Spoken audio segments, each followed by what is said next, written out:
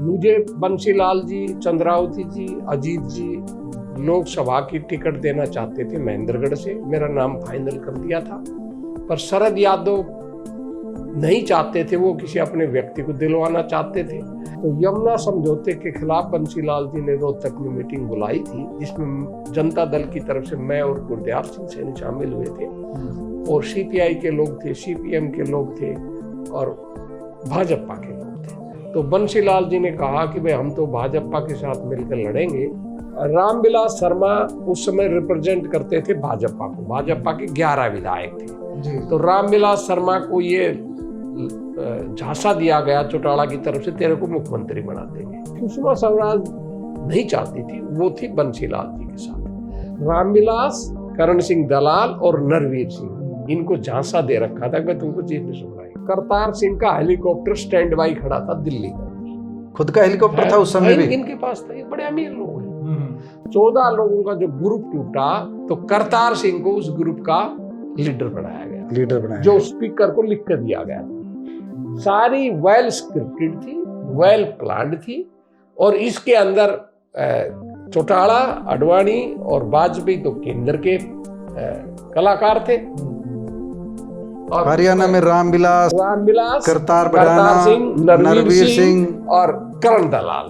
मोटी बात मैं बता रहा हूं बड़ी स्पष्ट रूप से, पैसा दिया गया था, पैसा बिल्कुल पैसा खर्चा गया था। लार्ज स्केल का पैसा खर्च किया था करतार ने, थोड़ा सा पैसा खर्च किया। आप अपने मित्र की पोल खोल रहे हो? नहीं, वो उस समय पोल खोलने की क्या बात है, वो आपने जब पूछा वो गया इतिहास। एक राजनीतिक विश्लेषक के नाते ये पूछना चाह रहे हैं, बंसीलाल की सरकार को गिराया क्यों भाजपा ने? पैरेलल एक विभाग चल रहा था सुरेंद्र सिंह के नेतृत्व में, बंसीलाल के बेटे, बंसीलाल के बेटे में, जो आबकारी विभाग का पैरेलल, और बाकायदा जो तस्करी होती थी सारा पुलिस के संरक्षण में, आबकारी विभाग में। यह आम चर्चा थी कि दिल्ली में बैठकर बंसीलाल ही हरियाणा का राज चलाते हैं और हरियाणा के हर फैसले में उनके बेटे सुरेंद्र सिंह का दखल रहता है।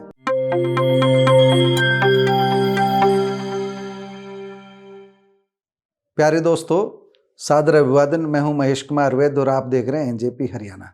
दोस्तों, आज हम आपको सुनाएंगे चौधरी बंसीलाल की कहानी। आज इसलिए सुनाएंगे क्योंकि हरियाणा के 4 लालों में से एक चौधरी बंसीलाल की आज पुण्यतिथि है। हम उनसे जुड़े संस्मरण भी बताएंगे और हम उनसे जुड़ी पूरी कहानी भी बताएंगे। हमारे साथ हैं वेद प्रकाश विद्रोही, कांग्रेस के पुराने नेता हैं, गांधीवादी चिंतक हैं, गांधीवादी विचारक हैं, समाजवादी चिंतक हैं। तो आप कह सकते हो गांधीवाद और समाजवाद दोनों को लेकर के चल रहे हैं।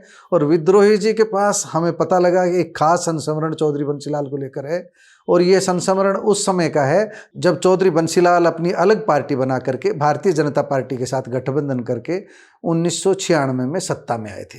1999 आते आते उनकी सरकार पर संकट के बादल छा गए। भारतीय जनता पार्टी ने उनसे समर्थन वापस ले लिया, और इसके साथ साथ ही हरियाणा विकास पार्टी में भी फूट पड़ गई थी।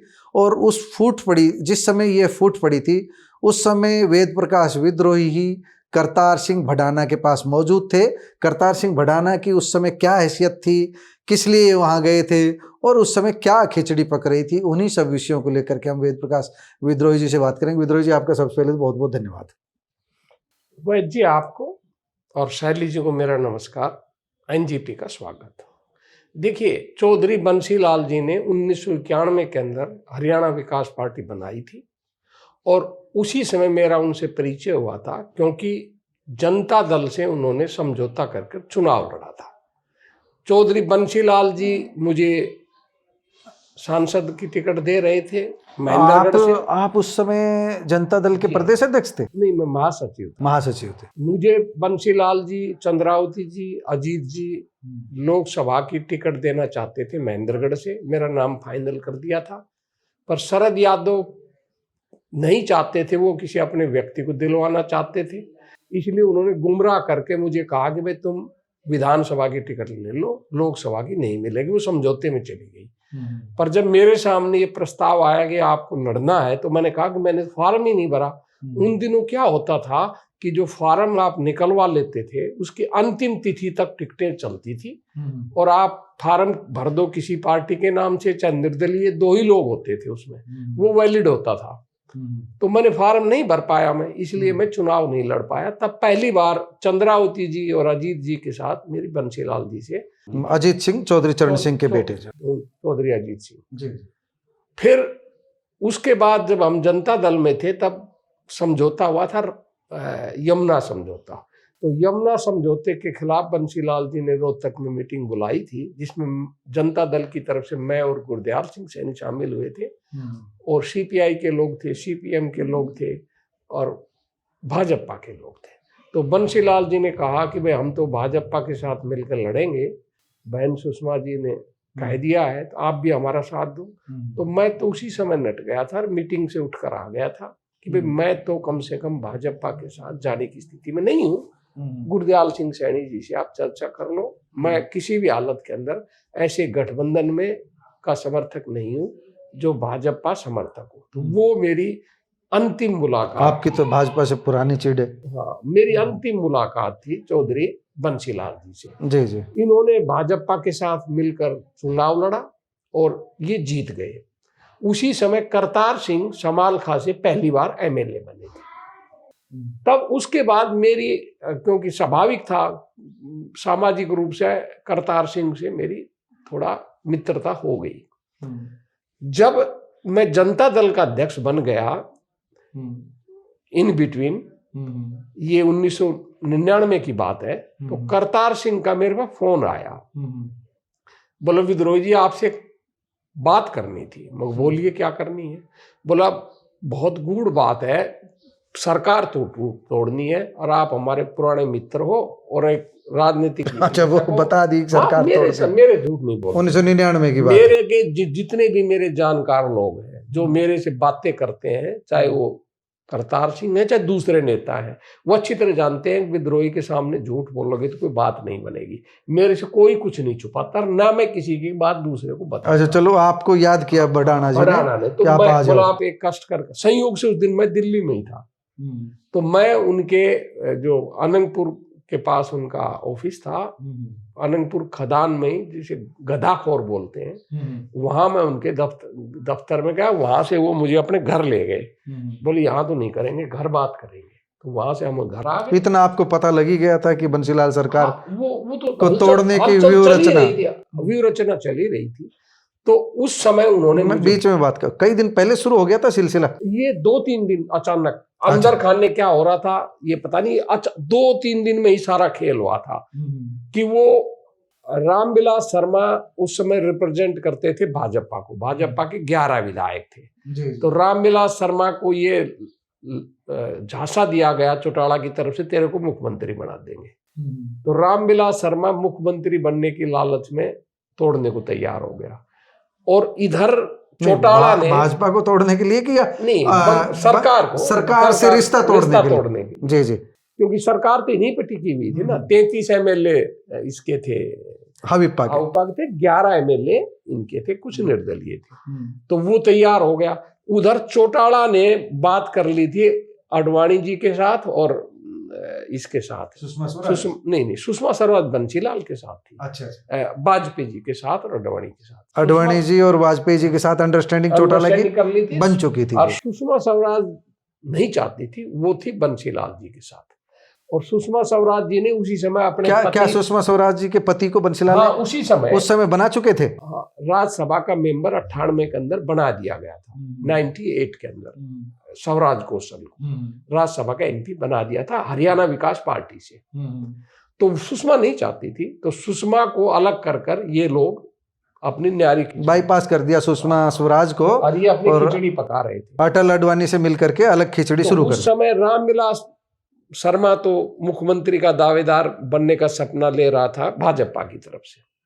चौटाला ने दे दिया था कि भाई बन लेना। सपना ये झांसे जो दिए जाते हैं। हाँ। और हरियाणा विकास पार्टी में 3 लोगों को झांसा दिया गया। ये बात करतार ने खुद बताई मुझे। ये और रामविलास शर्मा वाली जब बात करने से पहले कि भाई झांसा है, बनेगा तो आपको पता है, चौटाला ने बात कर रखी है और चौटाला ने मेरे को बता दिया है कि मैं ही बनूंगा। इधर बोला झांसा दिया, झांसा किन किन को दे रखा? नरवीर सिंह को और कर्ण सिंह दलाल को, तुम्हें चीफ मिनिस्टर बनाएंगे ताकि हवीपा टूट जाए। तो रामविलास, करण सिंह दलाल और नरवीर सिंह, इनको झांसा दे रखा था कि भाई तुमको चीफ मिनिस्टर बनाएंगे।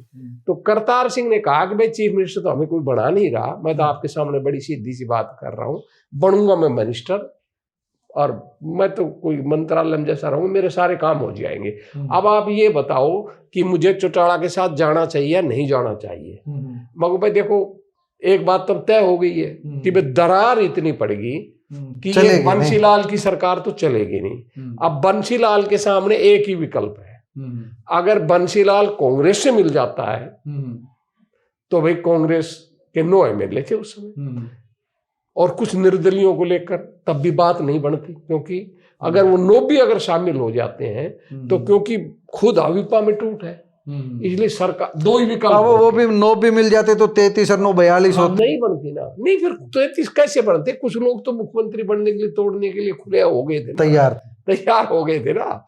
तो ऐसी स्थिति में 2 ही विकल्प बचेंगे, क्या तो राष्ट्रपति शासन लगाएगा, क्योंकि सरकार भाजपा की है केंद्र में, तो वो राष्ट्रपति शासन लगाएंगे। 98 में वाजपेयी जी प्रधानमंत्री बन गए थे, क्या तो राष्ट्रपति शासन लगाएंगे और या फिर भाई तुम्हारी चौटाला की सरकार बन जाएगी। तो अगर राजनीति ये कहती है कि भाई तुम अगर चौटाला से तुम्हारी अंडरस्टैंडिंग है, क्योंकि मेरी तो है नहीं, मैं तो चौटाला का विरोधी हूँ, अगर तुम्हारी बोला चौटाला से मेरी बहुत अच्छी अंडरस्टैंडिंग है, तुम अगर चौटाला से आपकी अंडरस्टैंडिंग है तो कर लो।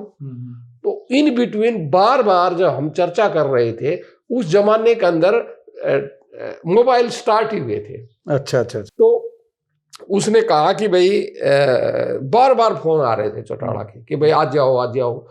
तो वो करतार सिंह बोले जी आ रहा हूँ, और बोले मैं अपना आदमी भेज दूं किशन सिंह सांगवान। किशन सिंह सांगवान कहीं फरीदाबाद में बैठा रखा था उसने, बोलना की कोई जरूरत नहीं, बस मैं चल ही पड़ा घर से, क्योंकि वो जानता था कि अगर वो आ जाएगा और उस और विद्रोही को देख लेगा तो तेरा खेल बिगड़ेगा, तो वो अवॉइड कर रहा था उसको। तो ये लोग वहां से दिल्ली गए, मतलब ओम प्रकाश चौटाला वहां आना चाह रहे थे करतार के पास, तो करतार बढ़ाना चाह रहे थे कि अभी विद्रोही जी बैठे हैं, इसलिए मैं नहीं आऊं, तो टाइम पास करके मैं ही दिल्ली चला जाता। अच्छा, मैं चला जाता हूँ, ठीक है। और करतार सिंह का हेलीकॉप्टर स्टैंड बाई खड़ा था दिल्ली के अंदर, खुद का हेलीकॉप्टर था उस समय भी इनके पास था, ये बड़े अमीर लोग हैं, तो वो स्टैंड बाई खड़ा था दिल्ली के अंदर। तो ये लोग चले गए, वो लोग, और वहां दिल्ली चले गए। और वहीं करतार सिंह ने बताया जो उस समय 1/3 सदस्य टूटते थे, 1/3 था दल बदल। हाँ, उस समय दल बदल कानून इतना ही था। तो ये 14 लोग टूटे, 14 लोग। तो 14 लोगों का जो ग्रुप टूटा तो करतार सिंह को उस ग्रुप का लीडर बनाया, जो स्पीकर को लिख कर दिया गया था। मतलब कोई अलग नाम दिया गया उस समय? हरियाणा विकास पार्टी का ही नाम था, हरियाणा विकास पार्टी करतार सिंह। अब मैं मतलब कोई नाम दिया गया, हरियाणा विकास पार्टी के टूट के बाद अलग दल बन गया, अलग दल, क्योंकि अलग दल बगैर तो फिर आप अलग नहीं हो सकते ना। तो विधानसभा अध्यक्ष तो चौधरी बंसीलाल का खास रहा होगा, था बंसीलाल का, परंतु कर क्या लेता हूँ भाई, 14 एमएलए थे इनके साथ। हाँ, ना भी दे तो खड़े हैं साथ। उधर 11 एमएलए बीजेपी ने विड्रा कर लिए, 21 या 22 एमएलए थे इसके पास, चौटाला के पास। स्पीकर कर क्या लेता, कुछ बच नहीं रही थी, मतलब कोई स्थिति, कांग्रेस को मिलाकर कोई बहुमत नहीं बनता था, मतलब नंबर्स इस तरह के थे, उन नंबरों के अंदर कोई खेल बन ही नहीं रहा था। तो चौटाला ने गया, ये लोगों ने कहा हम बढ़ेंगे, उसी समय गए शाम को, क्योंकि वाजपेयी जी से अडवाणी जी से इनकी बात हो चुकी थी ऑलरेडी। वहीं गए, वहीं जाते ही इन्होंने गवर्नर साहब को दिया, इधर तो लिख के दे दिया सचिवालय को, उधर गवर्नर साहब को लिख के दे दिया, और गवर्नर साहब ने लिख के देते ही तुरंत बुला लिया शपथ के लिए। दूसरे दिन शपथ हो गई। टाइमिंग, क्योंकि गवर्नर का बहुत बड़ा रोल होता है ना। हाँ, गवर्नर तो स्पीकर को कुछ खेल करने का या बंसीलाल जी को कुछ खेल करने का मौका ही नहीं दिया गया। सारी वेल स्क्रिप्टेड थी, वेल प्लान्ड थी, और इसके अंदर चौटाला, अडवाणी और वाजपेयी तो केंद्र के कलाकार थे, और हरियाणा में रामविलास, करतार सिंह, नरवीर सिंह और करण दलाल, ये हरियाणा के कलाकार थे। अच्छा, एक बात हम सुनते हैं, तो आप तो अहिरवाल की राजनीति को, दक्षिण हरियाणा की राजनीति को समझते हो, ये जो चौटाला के खेमे में जो गए, तो बाकी तो लोग यहाँ पहले चले गए थे, लेकिन हम सुनते हैं जगदीश यादव बहुत अंत में गए थे शायद ना। कुछ लोग गए थे, ये भी चल उन्हीं 14 में ये भी शामिल हो गया जब टूटने लगी। अच्छा, टूटने लगे तो बाकी ये सब मतलब 11-12 लोग तो पक्के थे इनके पास, 2 के करीब लोग बाद में गए थे, जिनमें जगदीश भी था। जगदीश भी। पर ये भी तय था कि ये जाएगा, ये नाम बता दिया था करतार सिंह ने मुझे कि जगदीश भी जा रहा है। जसवंत और जगदीश इन दोनों के नाम लेट थे, पर ये भी जाएंगे, ये ऑलरेडी उन्होंने बात हो गई है। क्योंकि देखिए, मोटी बात मैं बता रहा हूं बड़ी स्पष्ट रूप से, पैसा दिया गया था, पैसा बिल्कुल पैसा खर्चा गया था। और पैसा किसको क्या मिला ये गोल है। नहीं, मैं क्यों किसी की चर्चा करूं, मैं किसी पे क्यों लांछन लगाऊं, मुझे क्या आवश्यकता है। एक और किरदार जिंदा है। एक राजनीतिक विश्लेषक के रूप में मेरा सवाल है विद्रोही जी, मैं बताऊं, किरदार जिंदा है। नहीं, वो तो किरदार जिंदा है, ठीक है। लार्ज स्केल का पैसा खर्च किया था करतार ने, थोड़ा सा पैसा खर्च किया। आप अपने मित्र की पोल खोल रहे हो। नहीं, वो उस समय पोल खोलने की क्या बात है, वो आपने जब पूछा वो गया, इतिहास खत्म हो चुका। बंसीलाल जी भी नहीं रहे और नरवीर था। एक आप जो है करतार ने पैसा थोड़ी लिया था, करतार ने तो दिया था। अब तो एक राजनीतिक विश्लेषक के नाते पूछा। हाँ, वो तो दिया था, वो तो आपकी बात मान ली।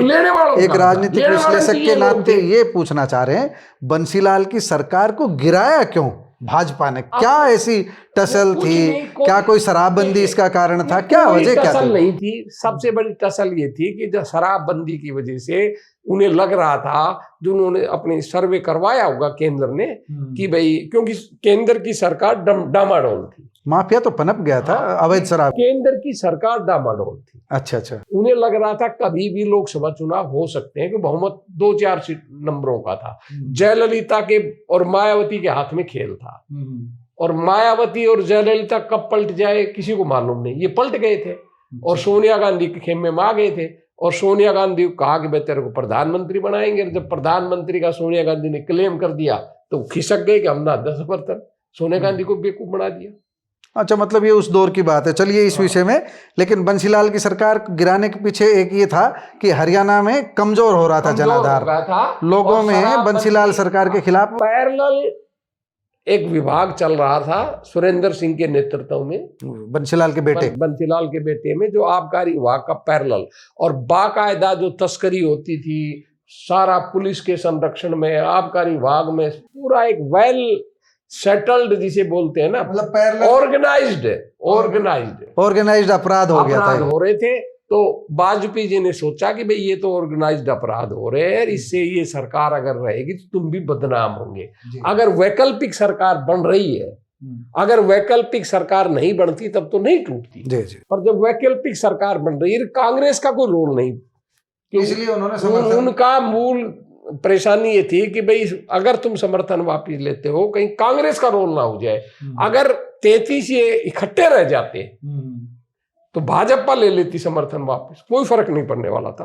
कांग्रेस आ जाती, 42 से 1-2 निर्दलीय और कुछ इनमें तोड़ लेते। मतलब उस समय कांग्रेस कोई बहुत अच्छी भूमिका निभा नहीं पाई, बीजेपी को चाहती तो बचा सकती थी सरकार। कांग्रेस भी बंसीलाल के पक्ष में कोई था नहीं, विवाद इतना था, बात हुई नहीं थी, सब कुछ अचानक किया। विद इन 2 और 3 डेज के अंदर हो गया था सारा खेल, ये सारा खेल। चलिए, आपने विद्रोही जी की बात सुनी, 1999 में बंसीलाल की सरकार किस तरह गिरी थी, ये पूरी बात आपने सुन ली है। अभी हम बंसीलाल की कहानी को आगे बढ़ाते हैं। बंसीलाल कब मुख्यमंत्री बने, कैसे बने, क्या उनकी भूमिका रही, किस तरह उन्होंने गोलागढ़ गांव से अपनी राजनीति शुरू की, किस तरह बार के प्रधान बने, पूरी कहानी अब आगे आप सुनते रहिए। विद्रोही जी से हम विदा लेते हैं। विद्रोही जी, धन्यवाद आपका। आज हम बात करेंगे हरियाणा के लाल दिवंगत चौधरी बंसीलाल की। आज इसलिए बात करेंगे क्योंकि 2006 में 28 मार्च को आज ही के दिन वह हमें छोड़कर उस दुनिया में चले गए थे जहां से कभी कोई लौटकर नहीं आया। उनकी पुण्यतिथि पर हम उनकी राजनीति पर भी बात करेंगे, उनसे जुड़े किस्से भी आपको बताएंगे, उनसे जुड़े संस्मरण भी आपको सुनवाएंगे। सबसे पहले हम ये बता दें कि चौधरी बंसीलाल 3 बार हरियाणा के मुख्यमंत्री रहे थे। उनका प्रथम कार्यकाल 22 मई 1968 से 30 नवंबर 1975 तक, और दूसरा कार्यकाल 5 जुलाई 1985 से लेकर 19 जून 1987 तक, जहां बतौर कांग्रेस मुख्यमंत्री रहा। वहीं 11 मई 1996 से 23 जुलाई 1999 तक अपने तीसरे कार्यकाल में वह हरियाणा विकास पार्टी और भाजपा गठबंधन सरकार के मुख्यमंत्री थे। उनके बारे में कुछ कहावत आज भी प्रचलित है, यह कहा जाता है कि बंसीलाल ने मास्टरों की मरोड़ और सड़कों के मोड़ नहीं छोड़े। उनकी विकास पुरुष की छवि तो थी ही, साथ ही वे किसानों के भी शुभचिंतक थे। जवाहरलाल नेहरू नहर जैसे नहरी तंत्र का निर्माण करवाने और टीलों तक पानी पहुंचाने वाले नेता के रूप में उनकी पहचान थी। यह स्प्रिंकलर सिस्टम यानी कि फव्वारा सिस्टम का ही कमाल था, जिसके चलते भिवानी के रेत के टिब्बों तक सरसों व गेहूं की पैदावार शुरू हुई। हालांकि आपातकाल के दौर में संजय गांधी के साथी बनने और जबरन नसबंदी में भागीदार बनने से बंसीलाल की छवि को चोट भी पहुंची, लेकिन कुछ वर्षों बाद ही बंसीलाल ने अपनी खोई हुई लोकप्रियता को कुशल प्रशासक व विकास पुरुष की अपनी पुरानी पहचान और शराबबंदी के नारे से कुछ हद तक हासिल कर लिया था। ये बंसीलाल ही थे जिनके पहले कार्यकाल में हरियाणा के हर गांव तक बिजली पहुंचाने का ऐतिहासिक रिकॉर्ड बना। दोस्तों, आइए अब बात करते हैं उनके पहली बार चीफ मिनिस्टर बनने की। यह 22 मई 1968 का दिन था। उस दिन मुख्यमंत्री पद के तमाम दिग्गज दावेदारों को पछाड़कर उन्होंने सीएम की शपथ ली। वर्ष 1970 में बंसीलाल के इस पहले कार्यकाल में ही हरियाणा देश का ऐसा पहला राज्य बना था जिसके हर गांव में बिजली पहुंच गई थी। चौधरी बंसीलाल के चीफ मिनिस्टर बनने से पूर्व हरियाणा में राष्ट्रपति शासन लगा हुआ था। राष्ट्रपति शासन से पहले राव वीरेंद्र सिंह 224 दिन तक हरियाणा के चीफ मिनिस्टर रहे थे। वर्ष 1968 में मध्यावधि चुनाव में कांग्रेस बहुमत से सत्ता में आई और इस तरह बंसीलाल की लॉटरी खुलने का दिन आ गया। इंदिरा गांधी ने तब गुलजारी लाल नंदा को हरियाणा भेजा, पर्यवेक्षक बनाकर भेजा। उस समय चौधरी रणबीर सिंह हुड्डा और पंडित भगवत दयाल शर्मा जैसे दिग्गज मुख्यमंत्री पद के गंभीर दावेदार थे, लेकिन चौधरी देवीलाल कुछ और ही खेल करना चाह रहे थे। चौधरी देवीलाल चाहते थे कि बंसीलाल को कमान मिले। उन्हें यह पता था कि गुलजारी लाल नंदा का झुकाव चौधरी बंसीलाल की ओर है। चौधरी बंसीलाल से गुलजारी लाल नंदा लगाव रखते हैं। इस बात को ध्यान में रखकर ही चौधरी देवीलाल ने बंसीलाल को कहा, आप गुलजारी लाल नंदा के पास जाइए, उनसे मुलाकात कीजिए। बंसीलाल को देवीलाल ने साथ देने का आश्वासन दिया था। उस समय सभी दिग्गज बंसीलाल को कमजोर मानकर उनके नाम पर सहमत हो गए। उन्हें लग रहा था कि बंसीलाल कठपुतली चीफ मिनिस्टर साबित होंगे और उनका कहा मानेंगे, लेकिन बंसीलाल ने तो कमाल ही कर दिया। वे राजनीति के चतुर खिलाड़ी साबित हुए और आया राम गया राम की हरियाणा की राजनीति में चल रहे खेल पर अंकुश लगाकर 7 वर्ष 192 दिन तक मुख्यमंत्री रहे। दोस्तों, एक बात हमसे छूट रही है। हमारी कांग्रेस के वरिष्ठ नेता वेद प्रकाश विद्रोही से थोड़ी देर पहले बात हुई थी।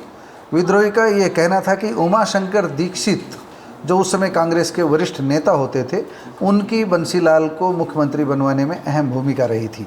आपातकाल के दौरान इंदिरा गांधी ने बंसीलाल को हरियाणा छोड़कर दिल्ली आने के लिए कह दिया। बंसीलाल हरियाणा की कमान अपने किसी विश्वस्त साथी को सौंपना चाहते थे। उनकी संस्तुति पर ही इंदिरा गांधी ने 1 दिसंबर 1975 को बनारसी दास गुप्ता को हरियाणा का मुख्यमंत्री बना दिया और बंसीलाल को बतौर रक्षा मंत्री दिल्ली में अहम महकमा दे दिया, अहम ओहदा दे दिया और अपने पास बुला लिया। बनारसी दास को डमी चीफ मिनिस्टर माना जाता था। यह आम चर्चा थी कि दिल्ली में बैठकर बंसीलाल ही हरियाणा का राज चलाते हैं और हरियाणा के हर फैसले में उनके बेटे सुरेंद्र सिंह का दखल रहता है। यहीं से बंसीलाल की छवि डैमेज होनी शुरू हुई। लेकिन जैसा हमने पहले बताया है कि समय के साथ बंसीलाल ने खुद की लोकप्रियता को कुछ हद तक वापस पाने में कामयाबी हासिल कर ली थी। बाद में हरियाणा विकास पार्टी के बल पर सत्ता में आना इसका प्रमाण था। रक्षा मंत्री बनने के बाद जब चौधरी बंसीलाल ने वर्ष 1977 में लोकसभा चुनाव लड़ा तो हमेशा जीतने वाला शख्स मात खा गया। लोगों ने नारा लगाया, आपातकाल के दौरान आपातकाल के 3 दलाल इंदिरा, संजय, बंसीलाल। उन्हें आपातकाल का खलनायक मानकर लोगों ने गुस्सा निकाला और तब भिवानी लोकसभा सीट से लोकदल की उम्मीदवार चंद्रावती चुनाव जीत गई। उस समय जनता पार्टी ने लोकदल के ही चुनाव चिन्ह पर चुनाव लड़ा था। बंसीलाल के विकास कार्य धरे रह गए। अब आपको सड़कों के मोड़ और मास्टरों के मरोड़ का किस्सा बताते हैं। किस्सा तब का है जब उन्हें लगा कि शिक्षक पढ़ाने से अधिक राजनीति पर ध्यान दे रहे हैं। इस पर बंसीलाल ने अधिकांश अध्यापकों के तबादले उनके गृह जिलों से दूर दूर कर दिए। अध्यापकों ने आंदोलन किया, बंसीलाल से अनुरोध भी किया, लेकिन बंसीलाल नहीं झुके। चुनाव में बंसीलाल को मास्टरों का भी गुस्सा झेलना पड़ा। राजनीति में आने से पूर्व बंसीलाल भिवानी में वकालत करते थे। 26 अगस्त 1927 को भिवानी जिले के गांव गोलागढ़ में चौधरी मोहर सिंह के गर्जन में बंसीलाल भिवानी बार एसोसिएशन के प्रधान भी रहे।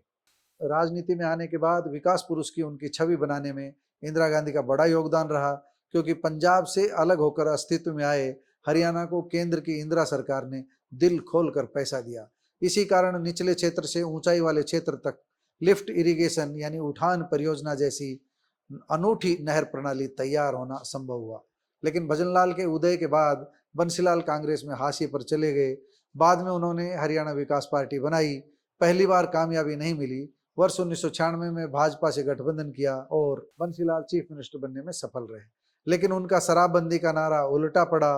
प्रदेश में चोरी छिपे शराब बिकने लगी, एक नई तरह का माफिया पैदा हो गया। भाजपा ने मौका देखकर उनसे समर्थन वापस ले लिया। इस तरह 23 जुलाई 1999 को उनकी सरकार गिर गई। हमने उस दौर में चौधरी बंसीलाल की गतिविधियों को नजदीक से देखने वाले वेद प्रकाश विद्रोही की बातें पहले ही सुनवा दी है। आप 1991 से 1999 तक का दौर वेद प्रकाश विद्रोही की जुबानी सुन चुके हैं। दोस्तों, यह थी हरियाणा के 4 लालों में से एक चौधरी बंसीलाल की कहानी। हालांकि उनके व्यक्तित्व के बारे में विस्तार से बात करें तो कई ग्रंथ भर सकते हैं, लेकिन संक्षिप्त में इतना ही कह सकते हैं कि बंसीलाल की राजनीति विरासत में पहले उनके बेटे सुरेंद्र सिंह के पास रही। सुरेंद्र सिंह की हेलीकॉप्टर हादसे में मौत होने के बाद सुरेंद्र सिंह की पत्नी किरण चौधरी आगे आई और परिवार की राजनीतिक लड़ाई के बीच बंसीलाल की राजनीतिक विरासत को संभाल लिया। ये भी कह सकते हैं कि विरासत पर कब्जा कर लिया। उनके दूसरे बेटे रणबीर महिंद्रा भारतीय क्रिकेट कंट्रोल बोर्ड के अध्यक्ष रहे, लेकिन इस समय राजनीति में उनके दुर्दिन चल रहे हैं। भाजपा ने इस बार किरण चौधरी को राज्यसभा में भेजा, जबकि उनकी बेटी श्रुति चौधरी भाजपा के टिकट पर विधानसभा चुनाव जीतकर हरियाणा की कैबिनेट मंत्री है। दोस्तों, ये थी चौधरी बंसीलाल की संक्षिप्त सी कहानी। आपको ये रिपोर्ट कैसी लगी, आपको ये कहानी कैसी लगी, कमेंट बॉक्स में जाकर बताइएगा जरूर। नमस्कार, धन्यवाद।